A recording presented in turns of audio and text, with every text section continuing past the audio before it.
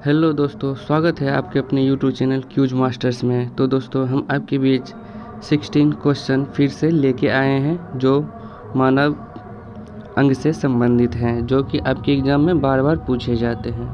तो शुरू करते हैं। प्रश्न संख्या 1, पाचन तंत्र का हिस्सा नहीं है दोस्तों। इसमें आपको बताना है पाचन तंत्र का हिस्सा क्या चीज़ नहीं है। कॉर्निया, आंत, यकृत या पित्ताशय। इसका सही उत्तर हो जाएगा दोस्तों कॉर्निया पाचन तंत्र का हिस्सा नहीं है, ऑप्शन नंबर ए। प्रश्न संख्या 2 दोस्तों, दूध प्रोटीन को पचाने वाला एंजाइम है। इसमें दोस्तों आपको ये बताना है, तो इसका सही उत्तर हो जाएगा रेनिन, ऑप्शन नंबर ए। प्रश्न संख्या 3 दोस्तों, अधिकतम पोषण तत्व रक्त में कहाँ से अवशोषित किए जाते हैं दोस्तों। तो ये हो जाएगा आपका छोटी आंत दोस्तों। प्रश्न संख्या ऑप्शन नंबर ए आंसर हो जाएगा आपका। प्रश्न संख्या 4, लार में कौन सा एंजाइम पाया जाता है। टेनिन, टाइलिन, रेजिन या रेनिन। तो इसका सही उत्तर हो जाएगा दोस्तों टाइलिन, ऑप्शन नंबर बी। प्रश्न संख्या 5, पेट में भोजन को पचाने के लिए निम्नलिखित में से किसकी खास आवश्यकता होती है। खनिज, हवा, एंजाइम या पानी। तो इसका सही उत्तर हो जाएगा दोस्तों ऑप्शन नंबर सी एंजाइम। प्रश्न संख्या 6, लार किसके पाचन में सहायक होता है दोस्तों। तो आपको इसमें बताना है लार किसके पाचन में सहायक होता है। तो इसका सही उत्तर हो जाएगा स्टार्च, ऑप्शन नंबर ए। प्रश्न संख्या 7 दोस्तों, मानव के आमाशय में अम्ल डैश उत्पन्न होते हैं जो भोजन के पचाने में सहायता करता है। वो कौन से अम्ल हैं। तो इसका सही उत्तर हो जाएगा दोस्तों हाइड्रोक्लोरिक अम्ल, ऑप्शन नंबर सी। प्रश्न संख्या 8, मानव शरीर में भोजन का रक्त द्वारा अवशोषण कहाँ सर्वाधिक होता है दोस्तों। इसमें आपको ये बताना है। इसका सही उत्तर हो जाएगा दोस्तों छोटी आंत, ऑप्शन नंबर ए। प्रश्न संख्या 9, प्रोटीन का पाचन कहाँ से प्रारंभ होता है। उदर, मुख गुहा, ग्रास नली या छोटी आंत। तो इसका सही उत्तर हो जाएगा दोस्तों उदर से होता है प्रारंभ प्रोटीन का पाचन। प्रश्न संख्या 10, पचे हुए भोजन में मौजूद विषैले पदार्थ का कौन सा अंग चूषण करता है। इसका अग्नाशय, यकृत, आमाशय या वृक्क। इसका सही उत्तर हो जाएगा दोस्तों यकृत, ऑप्शन नंबर बी। प्रश्न संख्या 11, पेप्सिन है एक क्या है दोस्तों। इसमें आपको यह बताना है पेप्सिन क्या है। विटामिन, खनिज, एंजाइम या हार्मोन। तो इसका सही उत्तर हो जाएगा दोस्तों एंजाइम। पेप्सिन जो है एक एंजाइम है, ऑप्शन नंबर सी सही उत्तर हो जाएगा। प्रश्न संख्या 12, पेप्सिन बदल देता है वसा को वसा अम्ल में, स्टार्च को शर्करा में, प्रोटीन का एनिमो अम्ल में, प्रोटीन को पॉलीपेप्टाइडिस में। तो इसका सही उत्तर हो जाएगा दोस्तों ऑप्शन नंबर डी, प्रोटीन को पॉलीपेप्टाइडिस में। प्रश्न संख्या 13, पाचन क्रिया में प्रोटीन निम्न में से किस पदार्थ में बदले जाते हैं। एनिमो अम्ल, शर्करा, वसा या ग्लूकोज। सही उत्तर हो जाएगा दोस्तों एमिनो अम्ल में, ऑप्शन नंबर ए। प्रश्न संख्या 14, निम्न में से वह अंग कौन सा है जो मानव शरीर में ग्लाइकोजन के रूप में कार्बोहाइड्रेट को जमा करता है दोस्तों। इसमें आपको ये बताना है। तो इसका सही उत्तर हो जाएगा दोस्तों यकृत, ऑप्शन नंबर ए। प्रश्न संख्या 15, पित्त निम्न में से किसके द्वारा पैदा किया जाता है। आमाशय, अग्नाशय, ग्रहणी, यकृत। तो इसका सही उत्तर हो जाएगा दोस्तों यकृत, ऑप्शन नंबर डी। प्रश्न संख्या 16, पित्त जमा होते हैं किस में। यकृत में, पित्ताशय में, प्लीहा में, ग्रहणी में। सही उत्तर हो जाएगा दोस्तों पित्ताशय में। पित्त जो जमा होते हैं पित्ताशय में, ऑप्शन नंबर बी। प्रश्न संख्या 17 दोस्तों, पित्त का प्रमुख कार्य क्या होता है। वसा का वसा अम्ल और ग्लिसरीन में परिवर्तन करना, वसा एवं ग्लिसरेल का वसा में परिवर्तन करना, वसा का पायसीकरण करना, ये सभी। तो इसका सही उत्तर हो जाएगा दोस्तों ऑप्शन नंबर सी।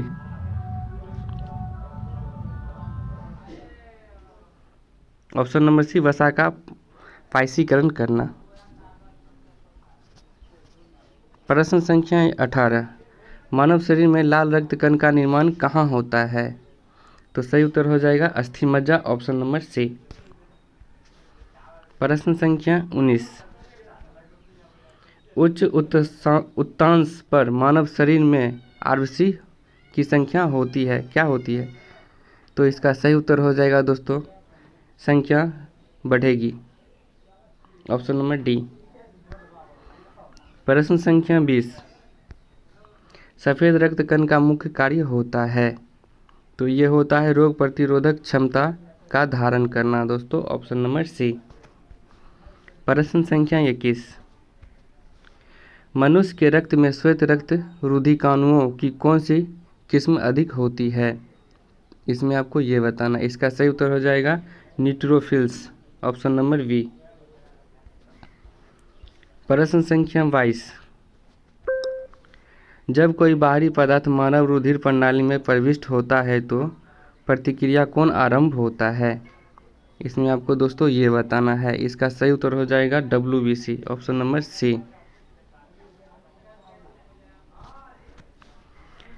प्रश्न संख्या 23, रक्त समूह के खोजकर्ता हैं? रक्त समूह के खोजकर्ता हैं लैंडस्टीनर, ऑप्शन नंबर डी। प्रश्न संख्या 24, RH फैक्टर का पता लगाया था दोस्तों, RH फैक्टर का पता किसने लगाया? इसमें आपको ये बताना है। तो इसका सही उत्तर हो जाएगा लैंडस्टीनर और विनर्स ने, ऑप्शन नंबर 25। किस रक्त वर्ग में एंटीबॉडी नहीं पाई जाती है? इसका सही उत्तर हो जाएगा AB, ऑप्शन नंबर सी। प्रश्न संख्या 26, किस रुधिर वर्ग में दोनों एंटीबॉडी पाई जाती है? इसका सही उत्तर हो जाएगा O, ऑप्शन नंबर सी। प्रश्न संख्या 27 दोस्तों, किस रक्त वर्ग में कोई एंटीजन नहीं पाया जाता है? इसका सही उत्तर हो जाएगा दोस्तों ऑप्शन नंबर डी। प्रश्न संख्या 28, एंटीबॉडी का मुख्य कार्य किसके विरुद्ध होता है? तो इसका सही उत्तर हो जाएगा दोस्तों संक्रमण के विरुद्ध, ऑप्शन नंबर डी। प्रश्न संख्या 29, RH फैक्टर का नाम किससे संबंधित है? तो दोस्तों इसमें आपको बताना है RH फैक्टर का नाम किससे संबंधित है। ये जो हो जाएगा आपका ऑप्शन नंबर बी, बंदर से संबंधित है। प्रश्न संख्या 30, RH तत्व के अनुसार कौन सी जोड़ी विवाह के लिए उपयुक्त नहीं है? तो इसका सही उत्तर हो जाएगा RH प्लस पुरुष तथा RH माइनस महिला, ऑप्शन नंबर बी। प्रश्न संख्या 31, निम्नलिखित में से कौन सा ब्लड ग्रुप सर्वव्यापक ग्राही रखता है? तो इसका सही उत्तर हो जाएगा दोस्तों AB, ऑप्शन नंबर बी। प्रश्न संख्या 32, AB रक्त वर्ग वाले व्यक्ति को शाब्दिक आदाता कहा जाता है? क्योंकि इसमें आपको ये बताना है दोस्तों। इसका सही उत्तर हो जाएगा दोस्तों ऑप्शन नंबर सी, उसके रक्त में प्रतिपिंड का अभाव होता है। प्रश्न संख्या 33, मानव रक्तदान के लिए कौन सा रक्त समूह शाब्दिक दाता यूनिवर्सल डोनर होता है? तो इसका सही उत्तर हो जाएगा दोस्तों O समूह वाले, ऑप्शन नंबर ए। हेलो दोस्तों, इसमें जो है ना क्वेश्चन नंबरिंग गलत है, ये 34 नंबर प्रश्न हो जाएगा दोस्तों आपका। और ये हो गया रक्त समूह O वाला व्यक्ति किस रक्त समूह के व्यक्तियों से रक्त ले सकता है? तो इसका सही उत्तर हो जाएगा दोस्तों केवल O वाले से। तो प्रश्न संख्या 35 अब ये रहा आपका, यदि एक पिता का रक्त वर्ग A और माता O है तो उसके पुत्र का कौन सा रक्त वर्ग हो सकता है दोस्तों? इसमें आपको ये बताना है। तो इसका सही उत्तर हो जाएगा दोस्तों O, ऑप्शन नंबर बी। प्रश्न संख्या 36, कोई भी प्रकार के रक्त वाला व्यक्ति किसी आकस्मिक संकट में किस प्रकार के रक्त वाले आदमी को रक्तदान कर सकता है दोस्तों, इसमें आपको ये बताना है। तो इसका सही उत्तर हो जाएगा दोस्तों ए बी या ए, ऑप्शन नंबर ए। प्रश्न संख्या 37। दिमाग के किस भाग में भूख लगने और भोजन की तृप्ति की अनुभूति कराने के केंद्र स्थित होते हैं? तो इसका सही उत्तर हो जाएगा दोस्तों हाइपोथैलेमस, ऑप्शन नंबर सी।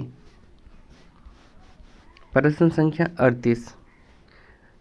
मानव दिमाग में बुद्धि का केंद्र है, कौन सा भाग जो है मानव दिमाग में बुद्धि का केंद्र होता है? तो इसका सही उत्तर हो जाएगा दोस्तों सेरिब्रम, ऑप्शन नंबर बी। प्रश्न संख्या 39।